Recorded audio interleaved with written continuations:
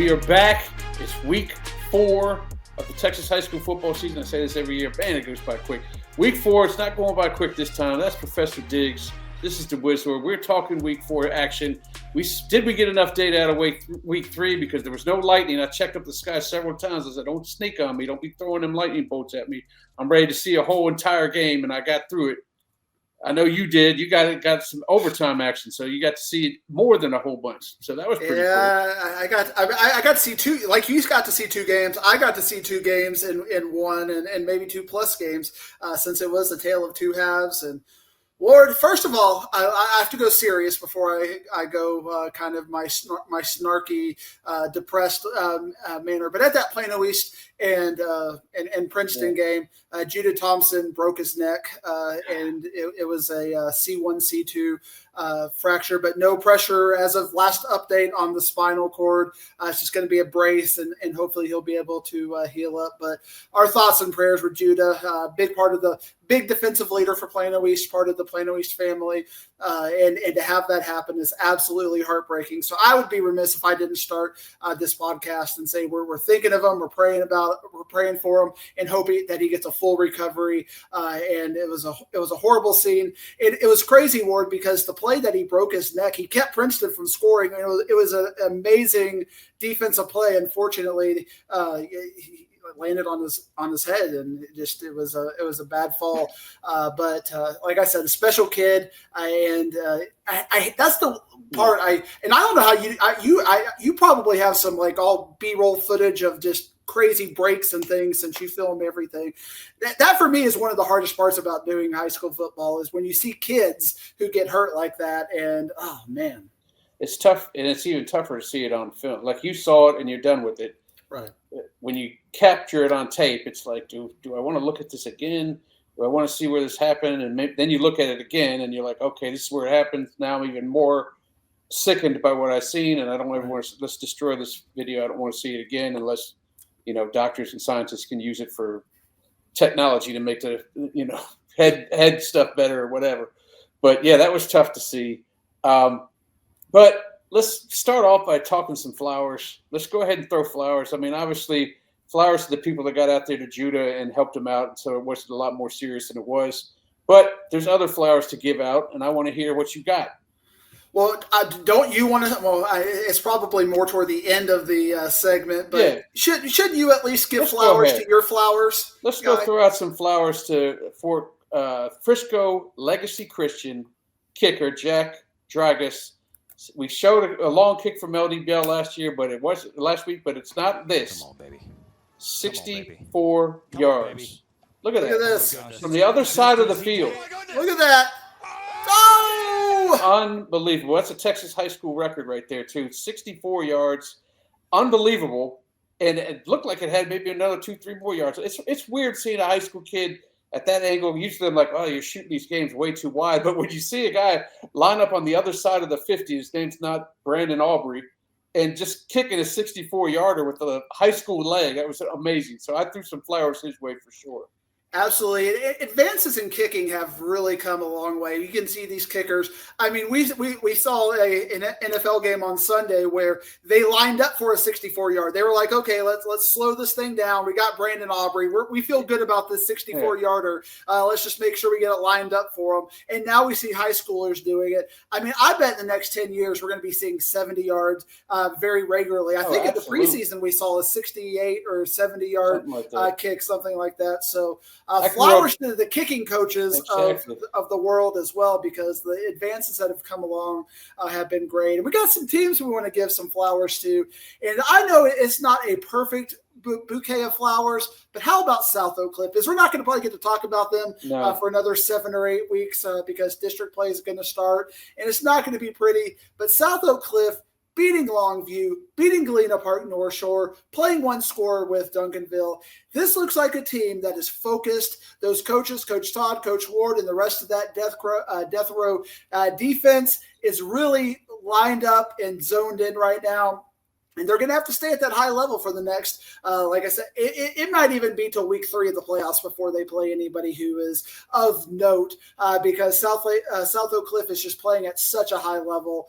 My friends, Golden Bears, 5th time in the state championship. Here's a bouquet of flowers just to get you there. Proud of you. Absolutely. We should probably give a flower each week because we're not going to, see, it's wild. It's almost like the NASCAR stuff where you got the Super Bowl at the beginning of the year. They really have to concentrate on these first 3 games to get all their data, which you like to talk about right off the bat, those first 3, because they're not going to get anything for the next 7. They're going to have kids playing a quarter and a half to a half maybe, and that's it. So they really have to play. And they came out 2-1 in that, which is wild, against the tough competition with teams that made it all the way to state semifinals or more, which is amazing. And classifications up too. So it's kudos to them for sure. And I know one thing that South Oak Cliff takes pride in is that, you don't really see this out of your major metropolitan ISDs, your Houston ISDs, your Dallas ISD, Fort Worth ISDs. You don't see these kinds of dominant things. And then for South Oak Cliff to take that level and put it where they are, to where they are potentially a favorite to go to the state championship for the 5th year, I know they take a lot of pride in that. And another major metropolitan school that is really just on the next level in Ward, I have to give you flowers while I give Fort Worth Arlington Heights flowers, because you were telling me early, but when we were doing rankings, I don't think Arlington Heights is ranked enough. You were giving me the business on that.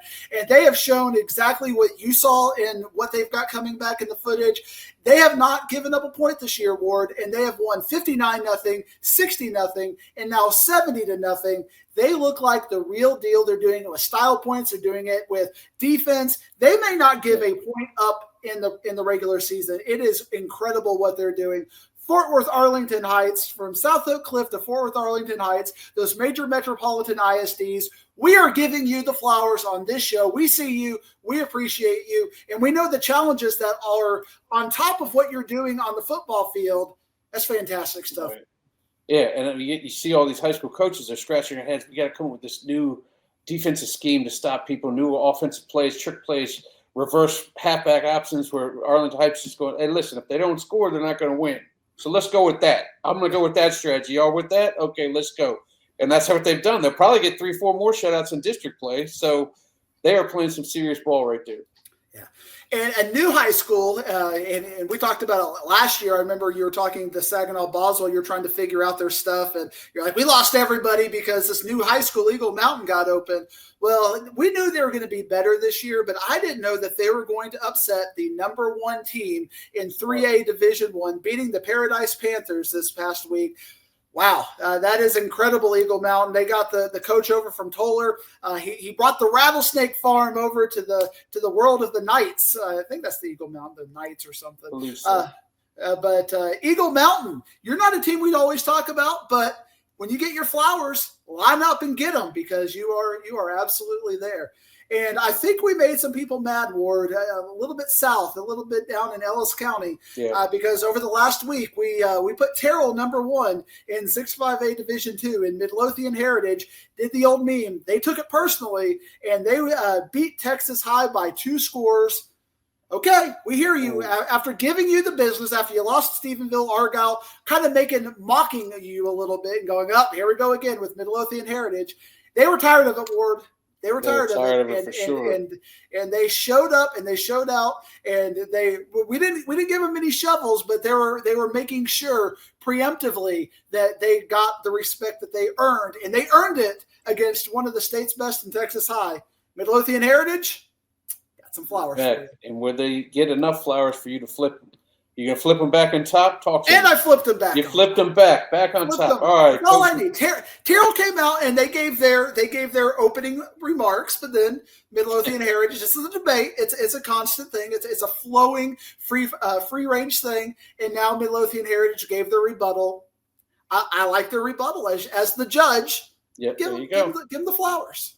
Diggs makes all the calls. So Coach Edwards, call off the dogs. We're back up on the top. We can let it rest for a little while. All right, flip side is there's some shovels, some teams that are in bad shape right now. Who you got on your shovel list? The elimination games, we talked about them last week, and Timber Creek lost to LD Bell in the elimination game. I think they're going to struggle. And it's not that Timber Creek is a bad team. This is not a shovel again where I'm like, oh, this team is just not showing anything. It's the district.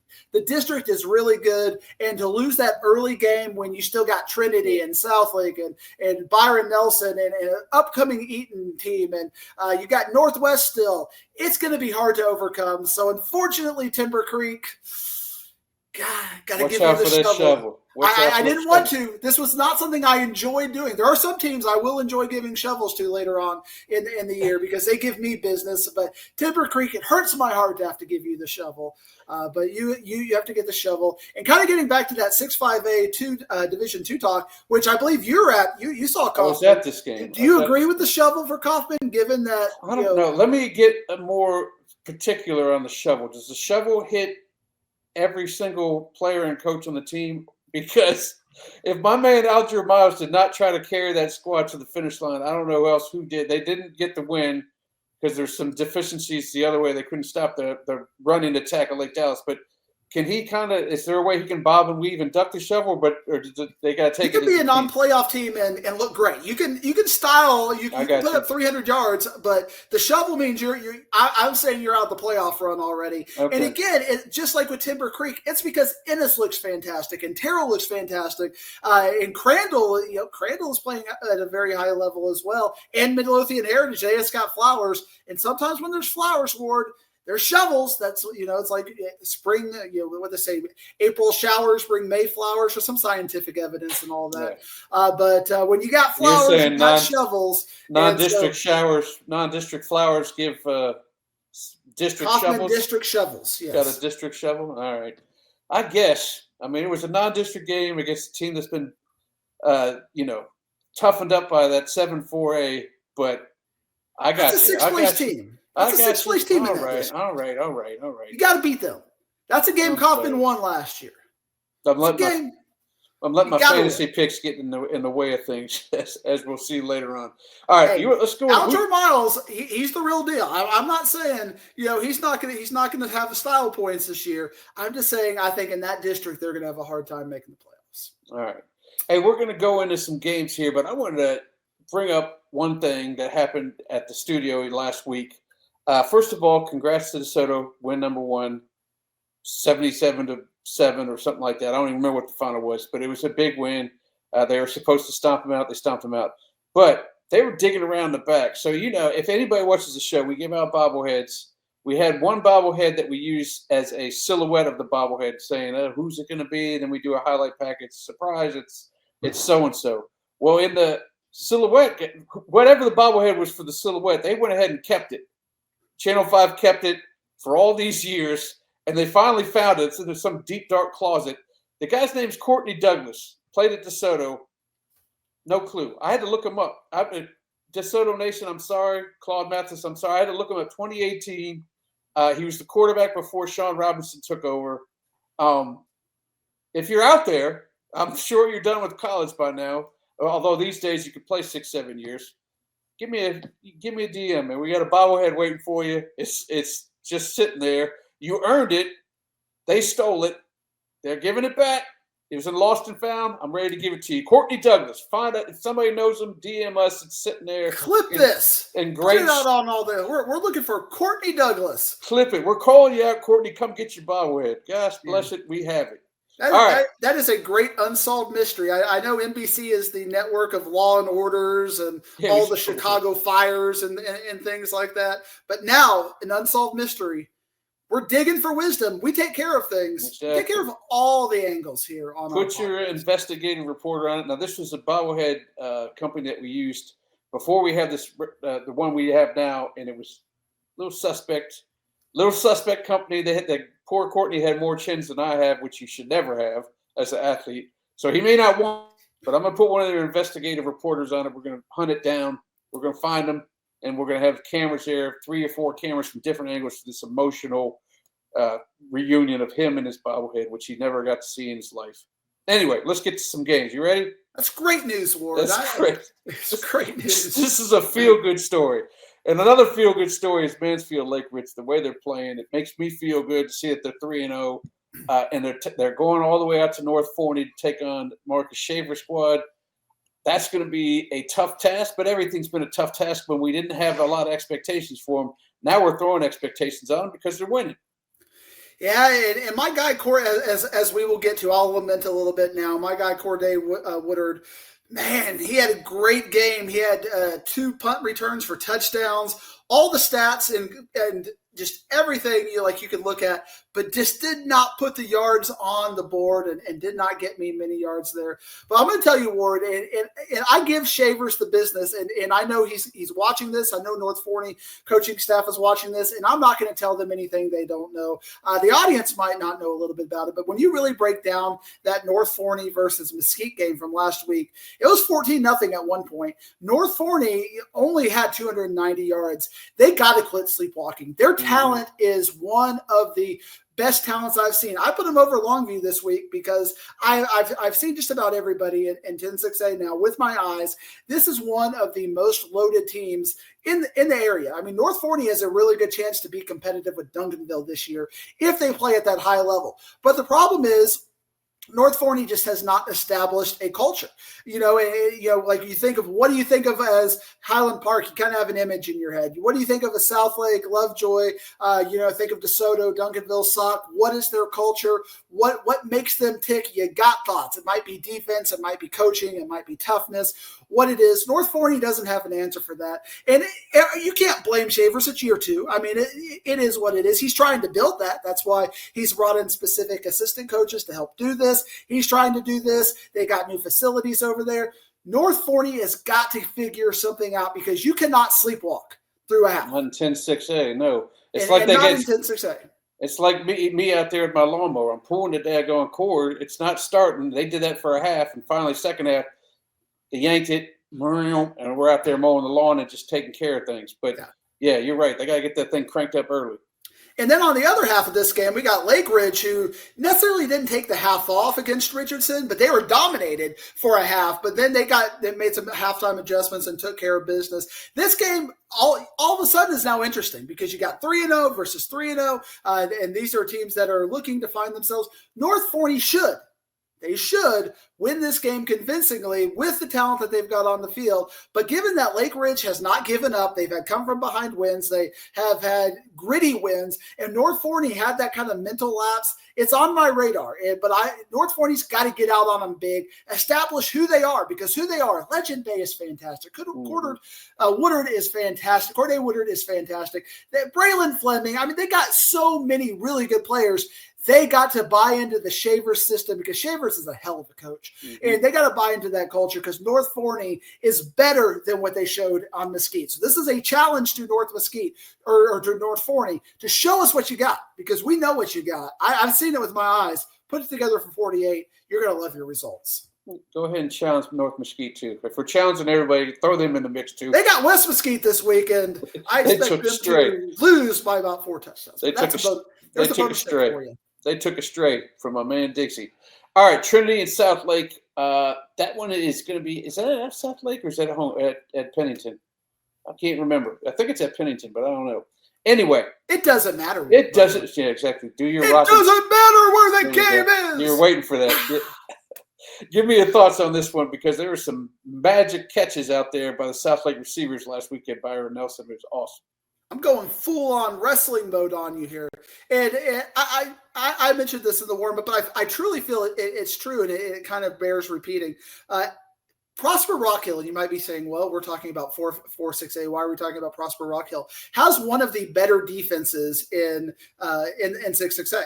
And they are a very good defense. I mean, they got all district talent returning. They play Allen, who is playing at an elite offensive level right now, and it was 70-14. I mean, the game was not competitive at all. Right now, when the elite offenses are going against the really good defenses, it's not pretty. You look area wide when you have these teams. I think you're going to be a good defense, and then you play an elite offense. That's why I put Denton Ryan below Alito right now, because right now, if you're not playing really good offense, it's bad, and Denton Ryan is not playing really good offense. Alito's got their own quarterback issues, but Alito is playing defense that is above elite right now. They're playing next level. So Trinity, I think, has a above average defense. I like their defense. John Meredith is playing great football this year. But you got Southlake Carroll, who's not had a half where they've not had more than 35 points. I mean, Hebron in that half, they got put up 35 points. It was only when they called off the dogs on Byron Nelson that they quit scoring in that game. And again, the first game against Midland, they were just putting up whatever they wanted to. Trinity's best chance, and they've got the game plan, they've got kind of the team to do it, is they've got to have 8 to 10 minute drives. You've got to make this game back into 1980s football where each team has the ball 3 times, and they got to be perfect. Can they do that? Absolutely, because we know Trinity, they're going to have the size up front.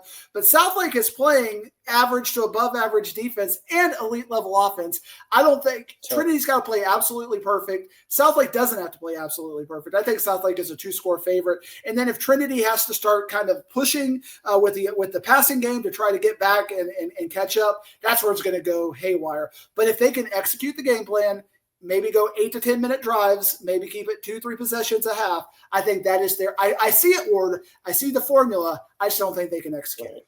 And don't stray away from the path if they don't score on one of the drives, right? You got to keep going at it until you can't no more. And that game is at Dragon Stadium, by the way. Another 4-6A game. How about Keller's comeback? Boy, did you see the highlight James Harris got for us in that game?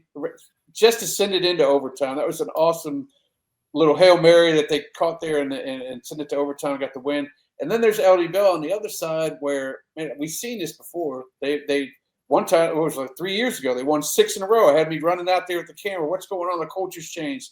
And then they lose the rest of the games, don't make the postseason. It may be similar, and we're not saying anything about postseason for LD Bell, but we are saying they're playing some good football. Yeah, they're playing some great football. It feels like they take a year on, year off. I feel like we have this because last year they were kind of more at the bottom. And, it was an off year. But the year before, they finally beat Trinity, and we're like, okay, maybe it's LD Bell. And they brought enough back to where we're like, okay, giving LD Bell some flowers. They wanted the shovel instead. And shout out to James Harris because I watched that footage and it was almost like a robbery. It was like, you could just see, this mass of humanity in the Hail Mary. And then he just like took it away or got it in there. And just the presence to do that.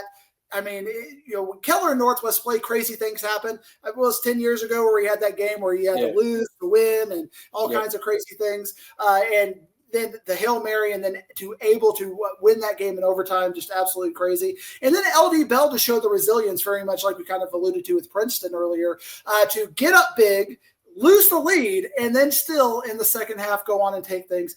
This game is all of a sudden a very interesting game.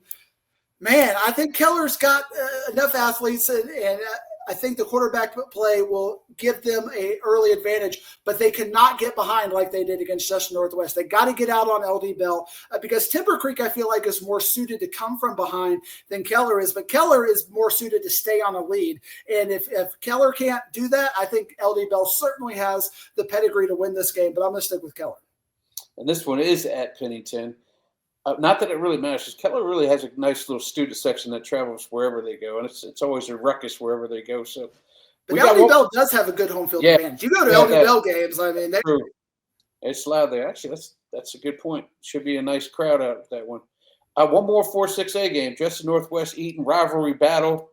Welcome to the 4-6A report. 4-6A report, exactly. Ford, Fasold, and Diggsy. Are we not the 4-3A report anymore, like I used to do small schools, but the 4-6A report. Now you eliminated Northwest last week. You said if they lost, it's an elimination game. They're done. Can they eliminate Eaton? No, because now Eaton has a chance to overcome a loss even in this game by beating Keller, and they can still control their own destiny. So Northwest and Timber Creek, they're on the backside, but Eaton and Keller are still, and LD Bell for that matter, have now put themselves in. It's really LD Bell beating Timber Creek is what has made Northwest even more down in the dumps because, now we got LD Bell, who's really good. I'm telling you, Ward, especially with Byron Nelson, 3-7, 3-8 in this district are all very competitive. It reminds me of 6-6A. It's just going to be crazy right now. But I think we have some elite level play going on at the top of the district, but the middle of the district is really good football still. Eaton, the way they played against Denton Ryan, being physical. When I'm having people tell me that Eaton is beating up Denton Ryan at the point of attack, I know you have to be physical, because that's what Denton Ryan builds their culture on, is being able to get physical and do that. And Eaton was like, we'll take your best shot. It was like Alvarez and, and Canelo and Crawford, just two heavyweights going at each other, loving the battle. That's what Eaton got against Ryan. I don't think Northwest is going to be able to battle that way. And I think Eaton is finally going to overcome that. The one thing Northwest has that gives me a little bit of pause is Northwest has a little bit of the culture on Eaton. Eaton hasn't really been there very often, and Northwest, even moving up to 6A, has played fantastic football and continued to make the playoffs. But I think Eaton is ready to take that next step. Kalisa Nisa, he is a player to watch at quarterback. Kalika Nisa, I should say. He is a really good quarterback. Chris Duharte is playing good at running back. Give me Northwest Eaton to win this game. Okay.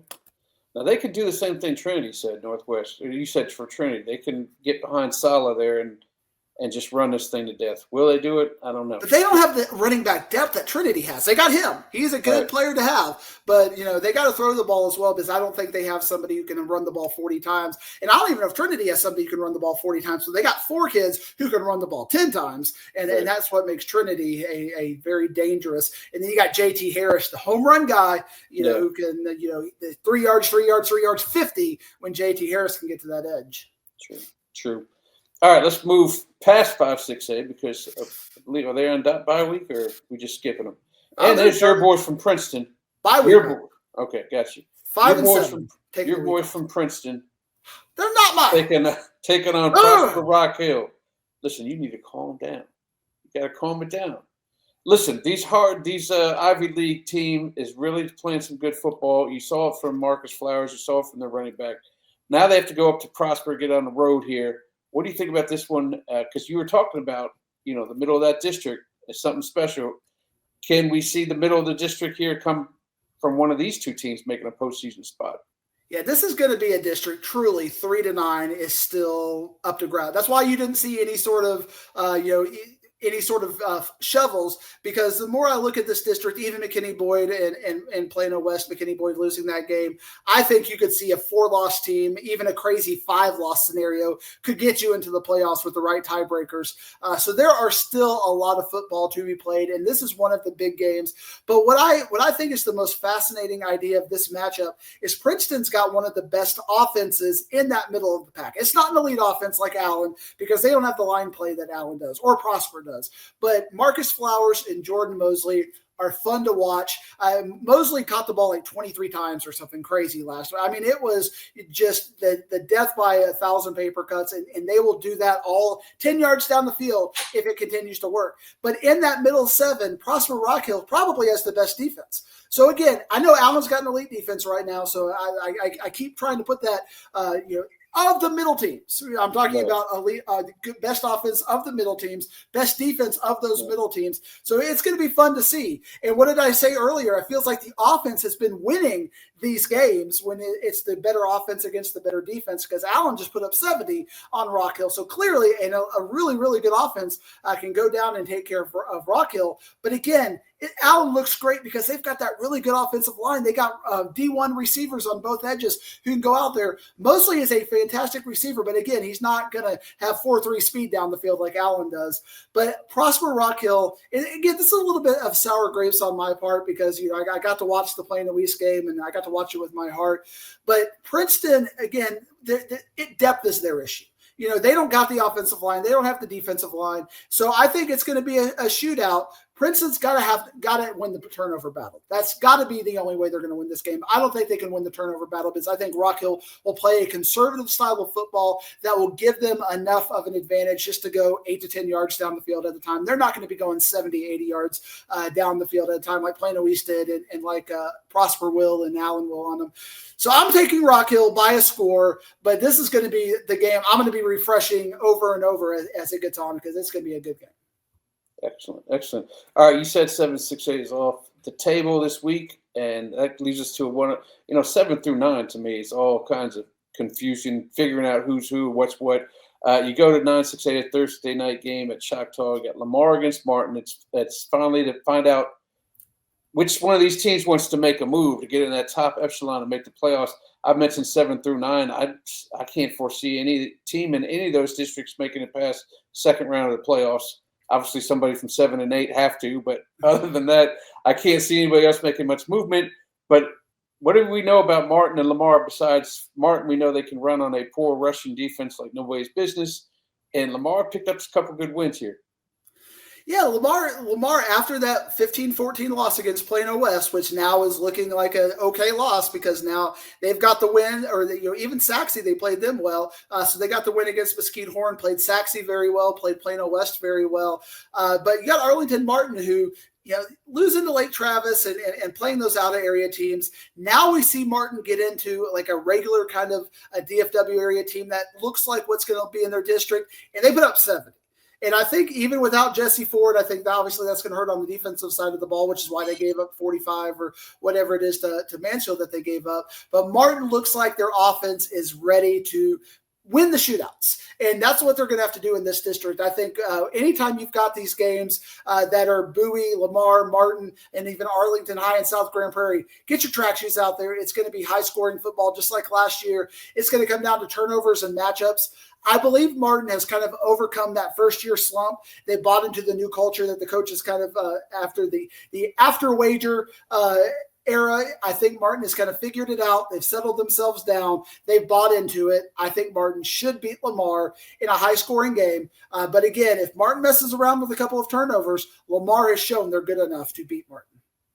A lot of points. That's what people want to hear, especially when they're going out to Choctaw and they're so far away from the actual field. If you're on one side, you're like, what's going on out there? Oh, okay, yeah, they're scoring a lot of points. Let's see what goes on.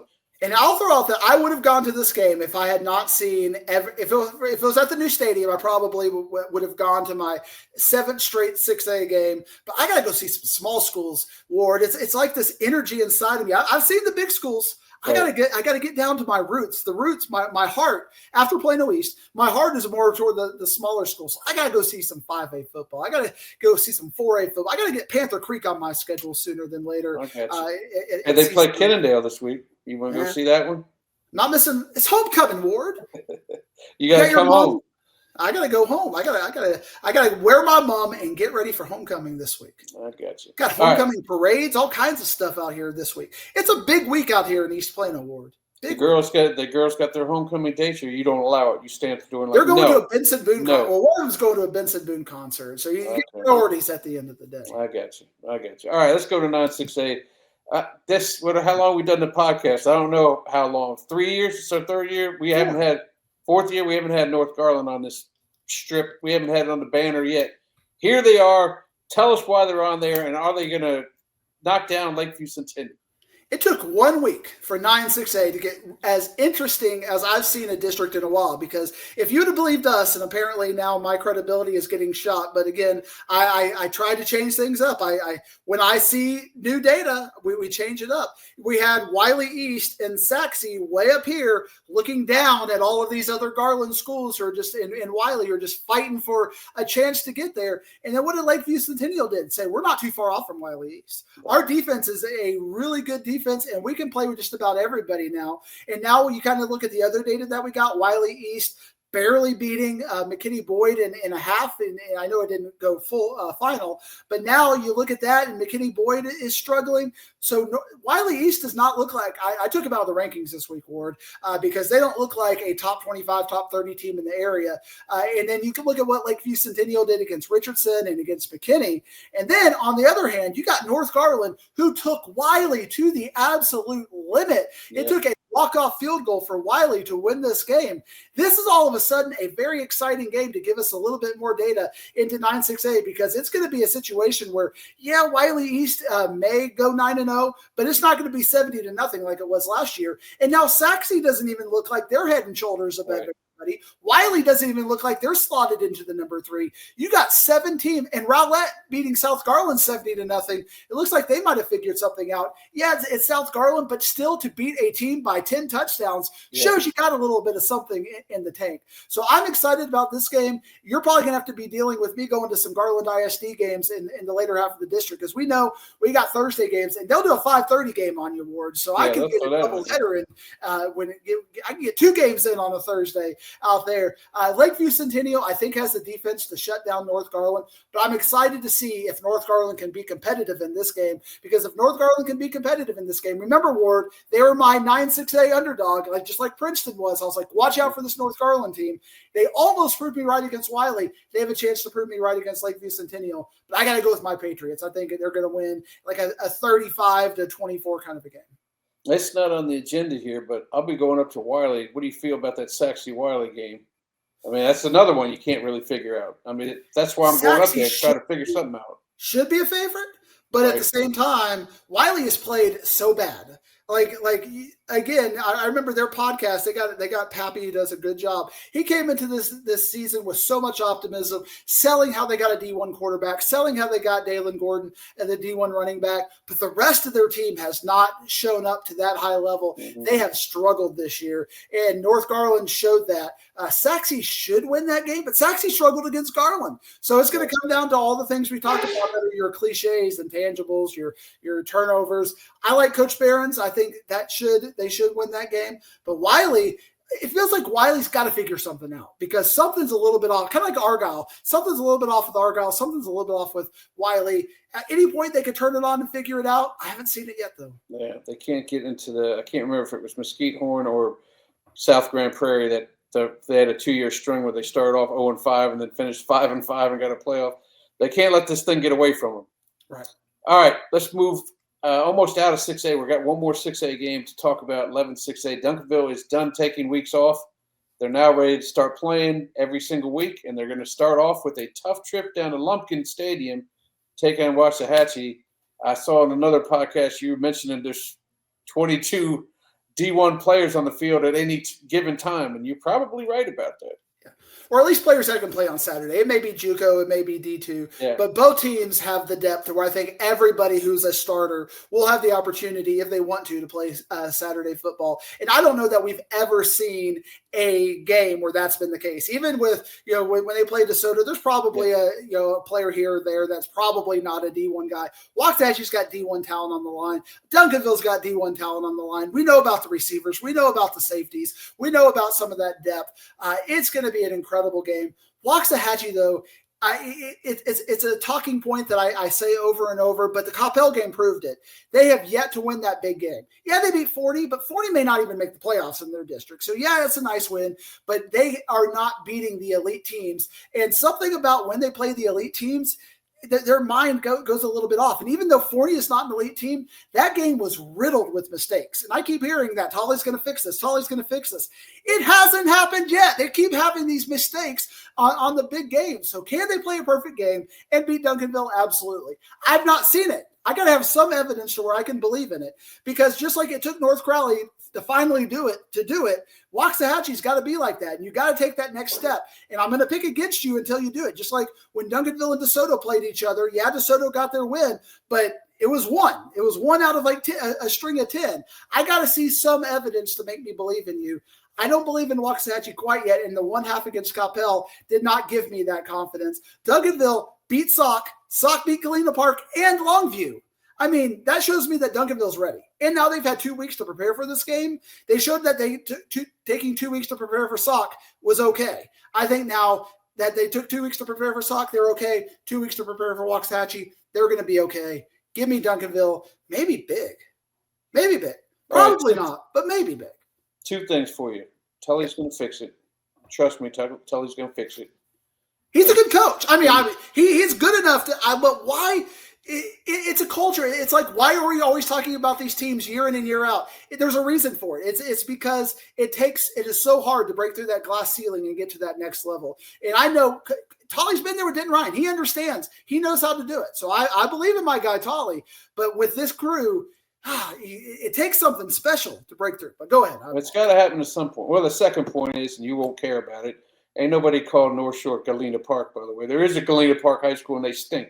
So start calling them North Shore. Give them respect. I don't give Houston respect at all, man. I don't give anybody respect. Galena Park, North Shore. All right, well, take the Galena Park out of it and just call them North Shore. What city are they in, Ward? Oh, they're in Galena Park. Okay, thank you very much. But Galena Park has a high school. All right, Frisco versus Frisco Heritage. Give me your thoughts on this one.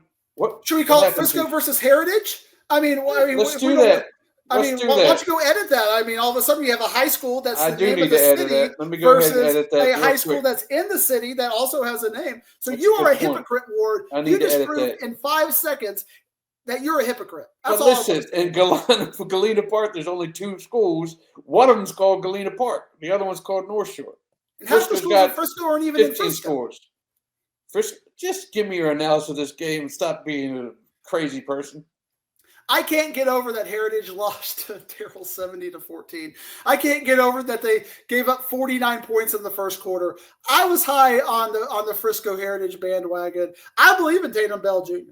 I mean, you got him on the field, anything can happen. But with the way that Frisco beat Frisco Centennial this past week, with Harbis and that team, I think they're not the real deal, but they've at least showed me something to where I can believe in them. Give me Frisco High to take Heritage out, just because I don't believe in Heritage. Heritage lost my trust. And Frisco got a coach, a son, a quarterback. He always right. left good. It's a 12th player for him. So, all right, let's talk about the game. Me and you will both be at eating popcorn and nachos. Reedy, Wakeland. I didn't say the Frisco part. How about that? Reedy, Wakeland, and it's at Kirkendall, which is a stadium I actually really enjoy. Out of the 3 stadiums, I probably like. It is my favorite. Kirkendall the most, just because it's got that feel to it, and I like it. And I don't have to wander all over the place at Toyota Stadium and wonder where I'm at.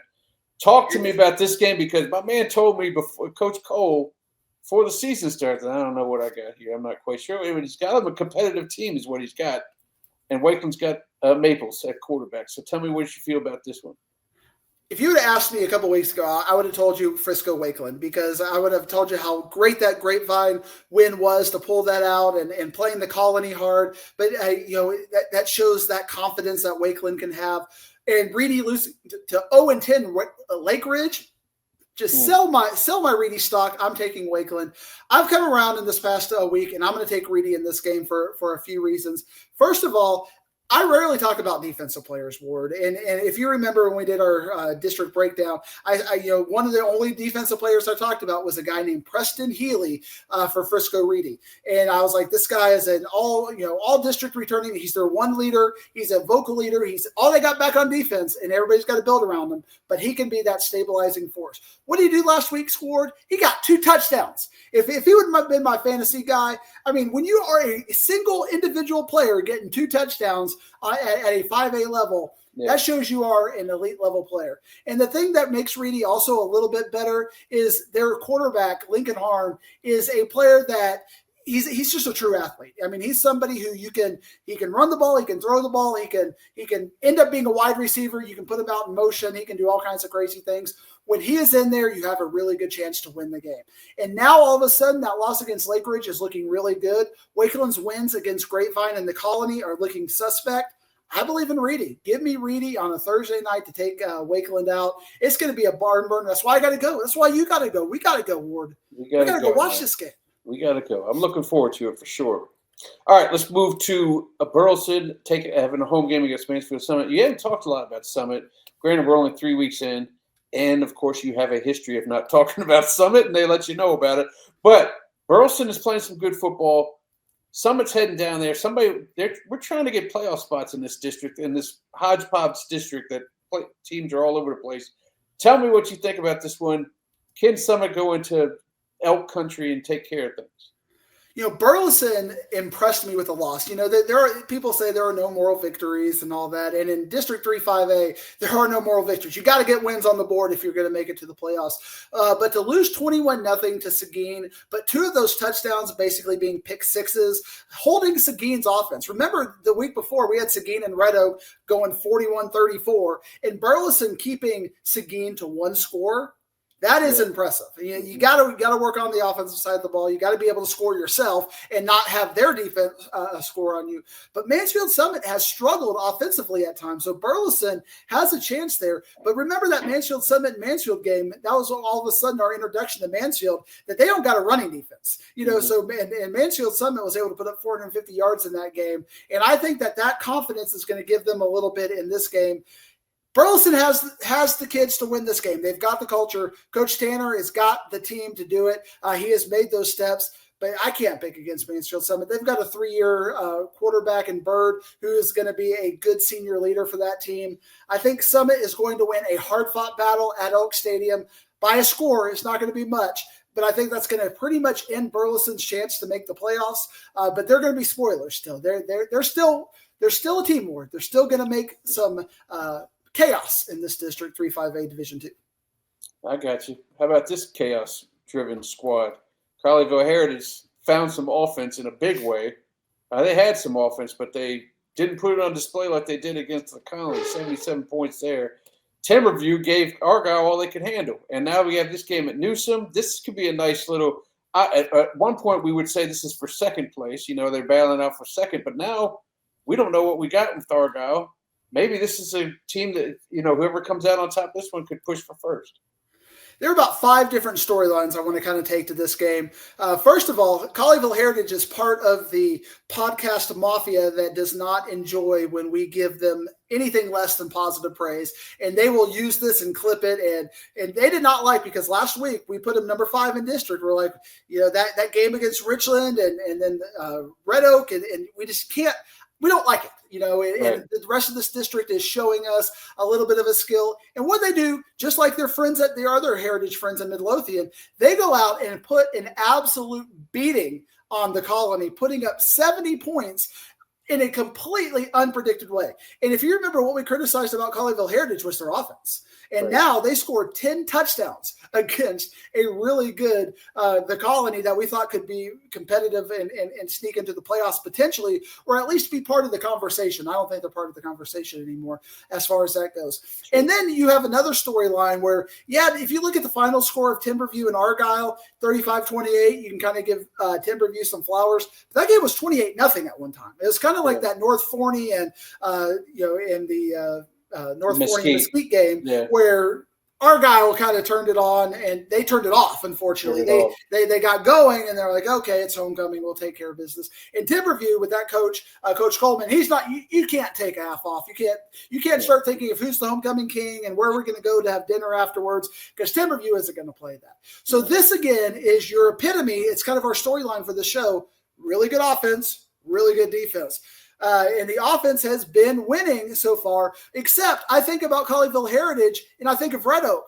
That offense couldn't get going against that kind of a defense, an athletic defense that's going to be able to squeeze them out on the edges. So because Colleyville Heritage has given us the evidence that they don't have an elite offense when it comes to athletic defenses, Timberview has that defense. I got to pick Timberview in this game.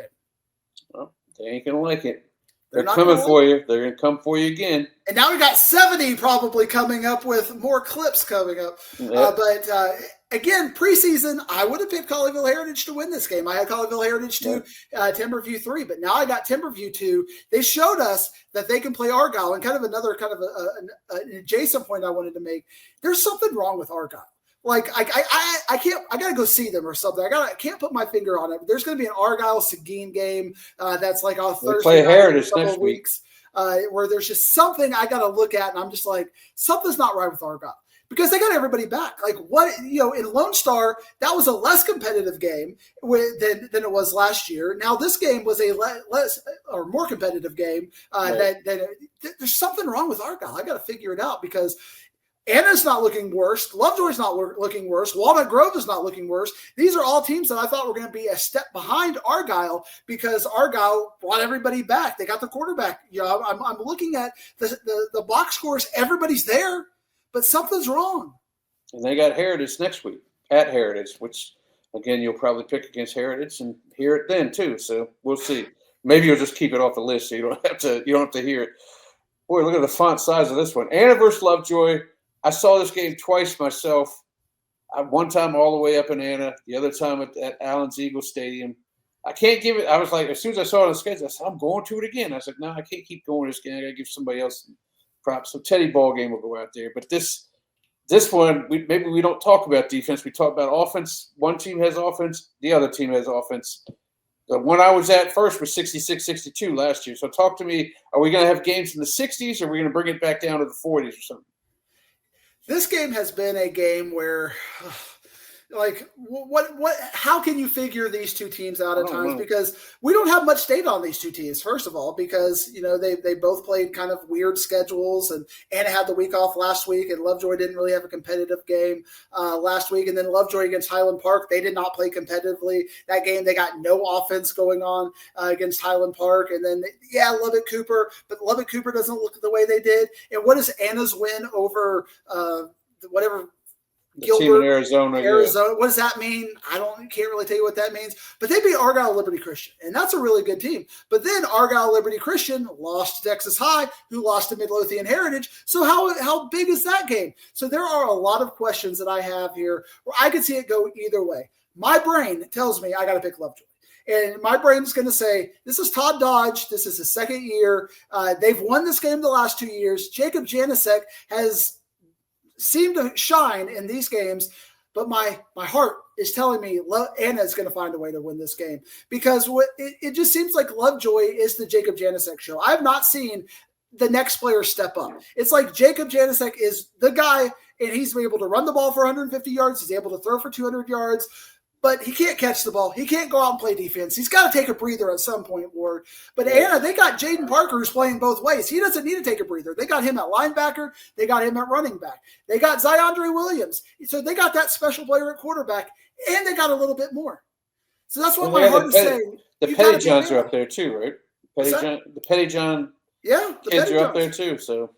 And the Miller kids. I mean, Peyton Miller, one of the best offensive linemen. Lovejoy's got the really good infrastructure, but I feel like Anna is just going to finally overcome. Now, in week 13 when they play, week 14 when they play a rematch, I might go back to Lovejoy. But this early, because Lovejoy something's wrong with Lovejoy too. I just haven't seen them get out there and show me that Todd Dodge second year mojo. Alonzo, I'm picking the Anna Coyotes to win this game. And maybe you and I can go. They have an Anna Coyote at Texas Roadhouse in Anna on like Wednesdays. They go out there and tape. Maybe you and I can go play some trivia up there. There we go. Let's do that. And go star and go have a nice. What's your go-to at Texas Roadhouse? They should be a sponsor, by the way. Oh, well, I'm a salad guy there, believe it or not. They have good salads. They do. They got that crispy critter, something or other, chicken salad. Give me a roadkill. Give me Texas Roadhouse and Anna. Let's go be on the Anna Coyote show to show our support. Because this week, if they would have given me the helmet, I would have Lee Corso'd this thing. But for Anna, you get us giving your pregame show hype from Texas. Send us a personal invite, and we'll be up there. And I won't order nothing. I'll just eat all the rolls that they give out for free. Well, they won't even be able to see this because when this actually goes out, it'll be That's true. It's already half gone. It's already half. We'll do it for the next game. For the next game. All right, Crandall against Mesquite Poteet. This game is in Mesquite. I had another team we haven't seen on your list in quite some time is Mesquite Poteet. Tell me your interest in this one. I have some insiders in Crandall and not Touchdown Teddy, by the way. And this is kind of the Touchdown Teddy Bowl, kind of his evolution of the post-television Touchdown Teddy can be seen in this game. There are some people in Crandall who have told me they're worried about this game. Okay. I don't see it, but they say they're worried about this game. Maybe they're kind of giving me a little bit of the underdog speech, or we want to be the underdogs. Don't hype us up too much.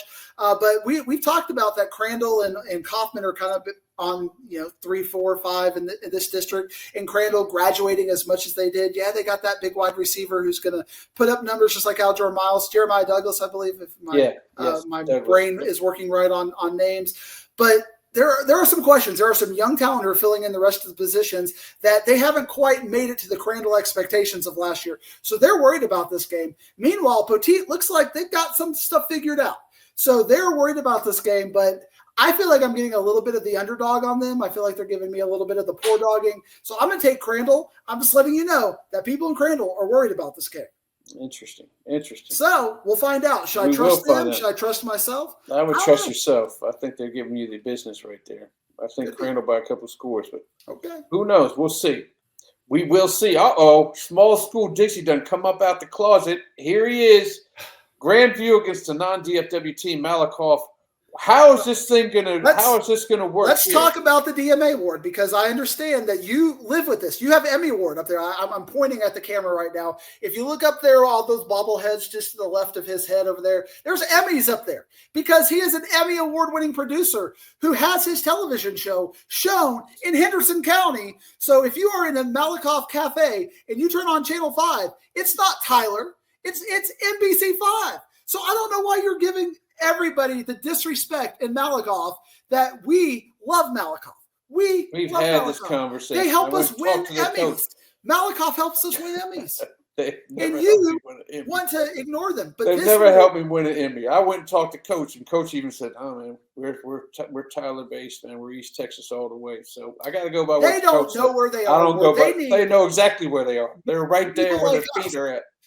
Help them know the geography of a thing. But Ward, I feel like you've got stories with this, because I feel like the Grandview Malakoff game has been like a storyline when you go film this game often. It feels like, like 5 years ago, state championship games. This seems like a game that gets on the airwaves every now and then. This would be a sweet country roads game. I'm not going to lie about that. I would love to see that on there. Unfortunately, he's over at Hanley Field this week to see what's going on with Brock. But could you believe me if I told you that Malakoff is going to lose a third straight game? Uh-oh. When is the last time Malakoff has lost a third straight game? I don't remember. I don't know. And I don't know. I can't even believe you're saying this. But tell me what's happening with Malakoff. Why is this happening to him? They're far away. I don't keep up with them. See, this is what I'm saying. Case closed. Where's the judge at? He don't even care about Malakoff. He's trying to give me the business. 175. It's a little bit further away. It's because the Dallas Morning News doesn't cover them. I got to have somebody. I can't do it all by myself, Ward, at the end of the day. All right. But I can tell you a couple of key things about Grandview. Grandview has a defensive line coach, friend of mine, named Ryan Porter. Ryan Porter coached at North Forney. When he coached at North Forney, his head coach, was a guy named Randy Jackson. Randy Jackson coached at Plano East at one point. He's coached across the world. Yeah, that goes back to you. Our connections here. 6 degrees. We're in a long story to get back here. Randy Jackson is going he's writing books and things like that. He's giving some speeches. He's giving some motivational stuff. He's got the TPW. I mean, he's got some that's what Gunner does. I mean, people love this TPW stuff and some of his philosophies and coaching and whatnot. Grandview has bought in to some of the Randy Jackson motivational stuff, and Coach Porter does a good job down there. Grandview beat Eagle Mountain. Remember, we talked about Flowers earlier. They got Flowers this week after losing to Grandview last week. So we have Grandview that beat Eagle Mountain, that beat Paradise. That's our number one team in 3A Division I. So Grandview, undefeated, 3-0, has beat 2 4A Division II teams. And now Malakoff, they are looking to make a statement. I think Grandview is not only going to beat Malakoff, but they are going to take them out to the woodshed. Smash them. Smash these East Texas teams. Smashing these East Texas squads. It's picking Grandview by 4 scores. Oh, my goodness. It is the Emancipation Proclamation score, 4 scores. Setting the ziggers loose. I'm taking Grandview. Put some stripes up on them. All right, what about this one? I know why you like Celeste. Isn't that the Mrs. School? It is, and I feel like you have been very disrespectful to small schools, because you want to talk about big schools, and since we have a little bit of a bye week, and in a couple of weeks we have a little bit of a bye, I just want to put some small school names up here. All right, because it's unfair that the Bulls, home schools, and the Celeste don't quite get the love, because you probably don't even think Quinlan is a DFW area school. You don't think Celeste is a DFW area school up there in Hunt County, but I do. I want to advocate for them. Unfortunately for my wife, I think Quinlan Bowl is going to win this game. Why are you speaking 40, in a lower voice? By about 40. I don't want her to hear that. She might be listening right now. I have friends and family out in Celeste. Don't really want to say it. It's a tough year for Celeste. It's a tough year. It's a tough year, and they're probably going to take a beating here. Now he's got to keep it at a low whisper. All right, you want to talk some fantasy football? Because I prefer to just go to the wrap up and just say thank you for listening to the Digging for Wisdom podcast. Absolutely. Next week. Let's talk about it. No, don't salute. Take that salute off. I ain't your sergeant. Take a look, everybody. Oh my goodness, 1-2. Your boy got his first win and one of the biggest beatings in the history of high school football. And as a caveat, I had a running back that didn't even play. I did it with two guys. I'm going to go right to their houses.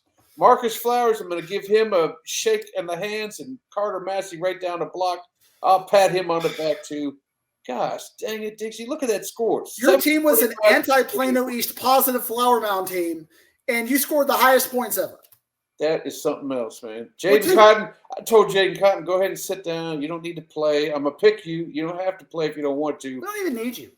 We don't even need you. There's my one. And 2 weeks of highlights for your recruiting film. Just take the week off. Get ready for maybe even take one more week off. Get ready for district, and then we'll maybe Diggsy will think about picking you, but maybe not. And anybody who knows this man that's on the other side of the screen here knows a win like this and me doing a little extra gloating is almost guaranteed to have me at 1-10 at the end of the season here, but. He's too competitive. We're going to give it a shot anyway. Let's talk who we're picking this week. Quarterback. My man's going back to his bread and butter.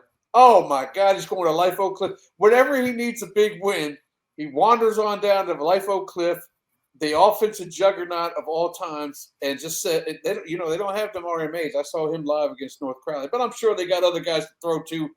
Cameron Phillips, he's picking. This is his bread and butter. This is how it's going to put him back on top. And I'm going to my bread and butter. Graylin Fry, although I played him last year. I played him last year, and I think he got like 100-some yards. I don't know what happened. But they're playing a Kennedale team. I don't even give them respect enough to put the other parentheses in there for Panther Creek. I mean, what's that all about? But what do you think here? I'm thinking 300 against 300. We're going to come out a draw. Well, I think a couple of things here. First of all, I love when coaches reach out to me, and Coach Welton Johnson really talks about how he appreciates coverage for his team because he's out there. It's hard to get coverage out there. It's not even out there, but it's kind of a charter school, so they're not the traditional UIL school, and they lost one of their best players to North Crowley. So he really appreciates the coverage, and we love. That's why one of my hearts of doing the podcast is so we can talk about teams like Celeste and Quinlan Bowles and Malakoff, because I get Southlake and Trinity and Highland Park and Lovejoy and DeSoto, Duncanville and South Oak Cliff. They pay the bills. But what pays my heart is Life Oak Cliff and Panther Creek and some of those. So I think Life Oak Cliff against Carter Riverside, and they don't got to do. You can't go 3 or 4 deep. You gotta stick with your guys because it's a smaller 3A school.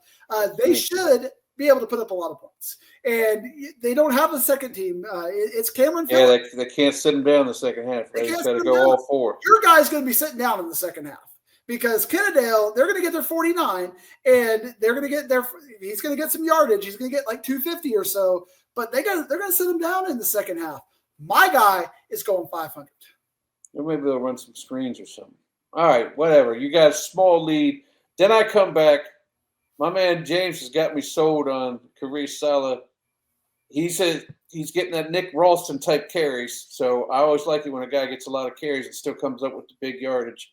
Got to pick him early because, like you have said, he may wear down at the end of the season. So we're in week 4, rivalry game, got all kinds of momentum going on. That's what I got. You got Jason Gibson going up against Brewer. Tell me your reasoning behind that pick. Richland and Brewer, I mean, the thing you got to think about in this game is you got to go for big scores. You got to look for games that are going to have 80, 90 points scored for it. And that's why I lost last week with Wiley East because I thought Wiley East was going to go 60 to 20 on Lakeview Centennial, and that game was 28-21. And when you have that kind of a game, you got to run the ball and get timely yards, and that hurt me. Meanwhile, you had a 57-55 game, and then your other game was like 56-42 or something like that. So you pick, even with your 2, you got the high-scoring games, whereas I had a 28-21 game, and then both my games were 28-21. Yeah. So it's hard to win like that. Richland and Brewer, it's going to be a shootout. Brewer just got pretty much got the business from Aledo, so they're going to look to bounce back. Richland looks like their defense is hoping their offense is going to outscore you, and they're really good at it. So when you have a team that's really good at it, I'm sticking with Jay-Sean Gibson. You got to run the ball. You got to give our guy Cates a little bit of space to throw the ball, and they love throwing to Gibson those little screen passes. So I like it. Whereas your guy is pretty much a behind the running back handoff. He's not taking a lot of passes, and I think defensively they may get shut down. So I don't know if your game's going to be a shootout. I think my game is going to be a shootout. So I think that's where I might benefit on this one. Well, Solo will never get shut down. He's not going to get shut down. He's just too good. And I don't really care if they ever score as long as he gets 100 yards up and down the field and stop. They can stop him for field goals. It don't matter. There was a stat in the Cowboys game, Ward, where I guess like Russell Wilson had like in the very first drive of the game had like 108 yards because they had so many penalties. So they didn't even score a touchdown. So, you can get yardage without putting points on. So you're right. I was using a Cowboys reference, which I know you hate when I do make Cowboys. I do hate that. Just to give you a little bit of extra ribbing and to let you know that you are right. I have to give you some flowers. Let's move to the receiver position. Anybody that's followed this fantasy deal, I fall into the same traps every single year. I see somebody one week, I fall in love with them, pick them the next week. And sometimes, most of the time, I get bit. I don't feel like I'm going to get bit by Algier. He got two guys on him every single time, and he still made plays, made yardage, used the speed. That's why SMU's going for him. He's going to do the same against Ennis in my mind. Heck, I went up to Algier before the second half. I was like, hey, it's a close game. I need to get a couple catches from him. He went above and beyond. He got me like 6 catches in the second half for over 100 yards. Now, I can't use those this week. But what he's going to do to Ennis, I can use. So talk to me about Maxwell Nichols. We talked about 8-6-8. It's just put up your points. It's bring your points to workday when it comes to that. And against a really good Coppell defense in the second half, Coppell got up on him big. He still had over 200 yards. So I think in district play, it's going to be big. So he's just one of the go-to players that their quarterback knows, and he's that security blanket just like Miles is. But Nichols doesn't have necessarily the double coverage attention that Miles does have. So I think that's why Nichols has a chance. So I got to get him early. So I think this is important because the more tape that gets out on him, he's going to be that double coverage guy. But Boo's got a couple other kids that you can't, you got to pick your poison. Whereas with Kaufman, it's the Miles show, as we've talked about. And also at some point, I think both of us would agree with this. At some point during district play, we're both going to pick Zion Robinson at some point because they're going to fall behind in every game, and they're going to have to throw it. Like they lost that last one 74-47. He still had like 200 yards receiving over there at Mansfield because they got to throw to come back. So that's the way that's going to be. All right, Diggsy, we're ready for week 4. I think I'm going to see you at both of your games this week. So how about that? I'm not following him. He's following me, even though he always picks Plano East games. Well, to be fair, I will be in the stands and you'll be on the sidelines. So it's a little bit different. That's true. Or at least say hello. I'll give you one of these joints. And are the kids coming to the Plano East game? I know one's going to a concert. Well, one of them's going to a concert. Well, that's on Saturday. Okay. Well, I'll go say hi to the kids and the missus. They're all going to be up there, right? We'll all be up there. All right. I'll say hello. All right, brother. I appreciate it. We're almost at the halfway mark. I don't know how that happened. I don't know how it happened either, Ward. It's like we just woke up and it got hot and then cold and hot, and now all of a sudden we're burying people in district, and we're getting eliminated people after week 1. Eliminating people left and right, and really watching some high elite football in our area. Highland Park, Southlake Carroll, North Crowley, Duncanville, South Oak Cliff. We are seeing some of the best football in the state right here. And you get to see those highlights every week on Inside High School Sports, so make sure you're tuning in. Absolutely. All right, buddy. We'll see you next week.